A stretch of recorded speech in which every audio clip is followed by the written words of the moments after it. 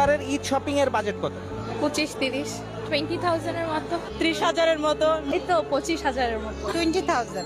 তাও 10, তেমন না 10,000, প্রত্যেক বছর 12 করে 5,000 6,000 এরকম, 8 থেকে 10। কার টাকায় শপিং হচ্ছে এবার? নিজের, বাবার, হাজবেন্ডের, সবার। ভাইয়া দিছে, আপু দিয়েছে, বাবা আর ভাইয়াই দেয়। ঈদে নিজের জন্য কত টাকা বাজেট করেছেন?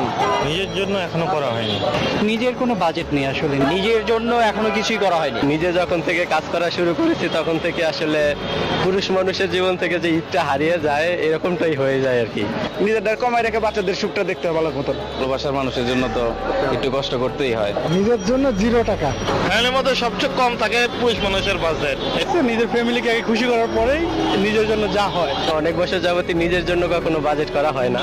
ঈদের জন্য নিজের শপিং বাজেট এখনো করা হয় নাই। আগে ফ্যামিলির জন্য কিনে পরে লাস্টের দিকে বের হই আর কি নিজের জন্য কেনার জন্য। নিজের জন্য তেমন কিছু না, নিজের জন্য তো সামান্য, পুরোটাই পরিবারের জন্য। নিজের জন্য বাজেট আসলে তেমন কিছু নাই, ফ্যামিলির জন্য। নিজের এখন